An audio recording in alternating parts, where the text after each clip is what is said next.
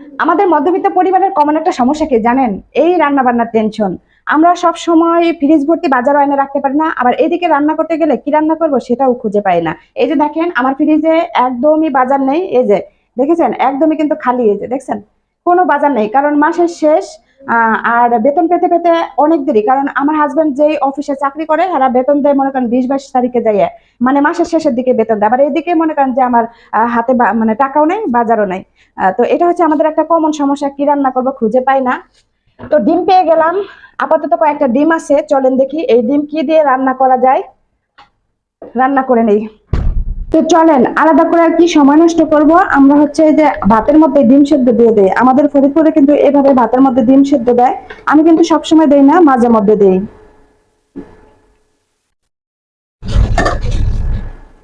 তো আমি এখন চলে আসছি আমার রুমের পিছনে, আমার বেলকনির সামনে। এটা হচ্ছে আমার রুমের পিছনের সাইড। তো এখানে আমি চলে আসছি, এই যে দেখেন আমার বেলকনি, আর এই বেলকনির পাশেই হচ্ছে এই যে একটা ডাটা হয়েছে, এই ডাটাটা আমি নিতে আসছি।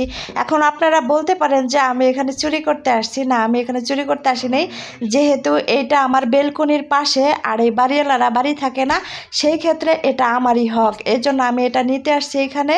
তো এটা দিয়ে আমি এখন রান্না করব। তো এটা আমি এখন তুলে নিচ্ছি। দেখেন আমি এটা কাটতে গেছিলাম, কিন্তু কাটতে যেয়ে দেখি যে এটা কাটার কোনো প্রয়োজন নাই, অটোমেটিক একটু অল্প বালু আছে তার উপরেই হচ্ছে এটা বসে আছে। তো এই যে দেখেন কত সুন্দর এই ডাটাটা। তো এই যে ডাটা, আমি কিন্তু ডাটা নিয়ে রুমে ঢুকে পড়েছি। তো চলেন আমরা এখন এই ডাটা দিয়ে আর ডিম দিয়ে রান্না করে ফেলি। তো মহান আল্লাহ তাআলা হচ্ছে রিজিক দাতা, সে একটা না একটা ব্যবস্থা করেই রাখে সবার জন্য, কাউকে না খাইয়ে রাখে না, কারণ সে হয়েছে দয়ালু, সে হয়েছে রিজিক দাতা। সে একটা না একটা ব্যবস্থা করে রাখে। তো এই ডাটাটা হয়তো আমার জন্য ব্যবস্থা করে রেখেছিল।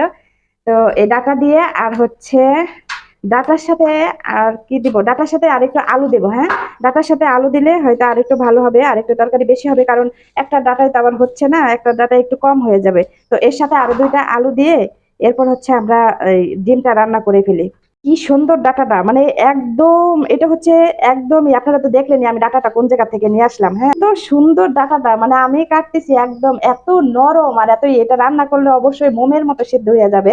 হ্যাঁ, তো মনে করেন এটা হচ্ছে আল্লাহরই সৃষ্টি, একা একা ওইখানে হয়েছে। এই ডাটাটা যে একা একা কিভাবে হইলো এখানে বুঝতে পারলাম না। দেখছেন শাকগুলা কত সুন্দর, একদম ফ্রেশ। আচ্ছা এই শাকটা কি ফেলে দিব? না, এই শাকটা ফেলে দেওয়া যাবে না, শাকটা আমি রেখে দিব। শাকটা কি দিয়ে রান্না করবো, ফেলে দিব, একদম কত ফ্রেশ দেখেন এই যে, তাই না? কত ফ্রেশ শাকটা, এত ফ্রেশ এই শাকগুলো, মানে পোকায় কোনো ফুটা করে নাই, মানে পোকাও ধরে নাই শাকটায়, দেখছেন কত ফ্রেশ।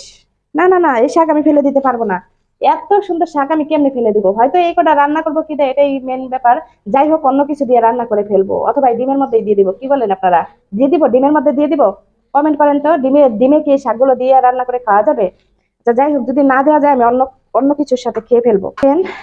একটা ডাটাই হচ্ছে এই যে এই কটা হয়েছে, বুঝছেন? তা এত কটা দিয়ে তো আর রান্না করা যায় না, তাই এর সাথে কি বলেন আরো 2টা আলু দেই? হ্যাঁ, তাহলে আর 2টা আলু দিলে ভালো হবে। আর 2টা আলু কেটে দিয়ে তারপরে হচ্ছে রান্না করি, তাহলে ভালো হবে। তো এই যে আলু দেওয়ার পরে এই কটা হয়েছে, যাই হোক এবার হচ্ছে রান্না করা যাবে।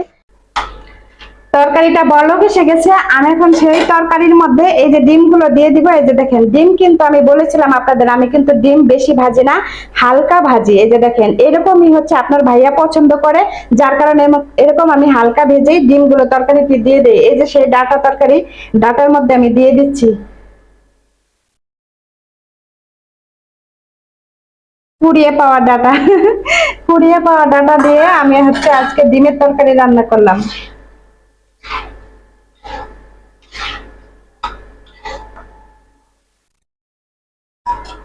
কথায় আছে না, রিজিকের মালিক আল্লাহ, আল্লাহ একটা না একটা ব্যবস্থা করেই দেয়। আমার ঘরে তরকারি ছিল না, মাছ ছিল না। তো আমি দুপুরে কি রান্না করব এটা নিয়ে খুবই টেনশনে ছিলাম। অবশেষে কিন্তু আল্লাহ একটা ব্যবস্থা করে দিছে, সেটা কিন্তু আপনারা শুরু থেকে দেখেছেন। তো এই হচ্ছে আমার সেই কুড়িয়ে পাওয়া ডাটা তরকারি, মানে ডাটার সাথে ডিমের তরকারি রান্না আমার কমপ্লিট। এবার কিন্তু আপনাদের খাওয়ার পালা, চলে আসবেন কিন্তু। হ্যাঁ, আমি কিন্তু অপেক্ষায় থাকবো। তো এই যে দেখেন আমার তরকারির কালারটা কত সুন্দর হয়েছে, আমি তরকারিটা ঢেলে নিচ্ছি। দেখেন কি সুন্দর একটা কালার আসছে না? আর আমি কিন্তু আপনাদের বলছিলাম যে মানে ডাটাটা নিজে নিজে হয়েছে, আল্লাহ সৃষ্টি করছে ডাটাটা এত সুন্দর, এত সুন্দর নরম, মানে আমি কাটার সময় বলছিলাম যে ডাটাটা অনেক সুন্দর নরম, রান্না করলে একদম গলে যাবে। হ্যাঁ, এই যে দেখেন, আমি আপনাদের কাছ থেকে দেখাই। এই যে দেখেন, মানে আমি এটা এই যে খুন্তি দিয়ে হচ্ছে জাতা দিছি, একদম কিন্তু গলে যাচ্ছে। তো একদম মোমের মতো গলে গেছে ডাটাটা, বুঝছেন? বাজার থেকে কিনে আনলে কিন্তু এইরকম এত সুন্দরভাবে ডাটা গলে না। এইটা যে পরিমাণে গলছে, ঠিক আছে?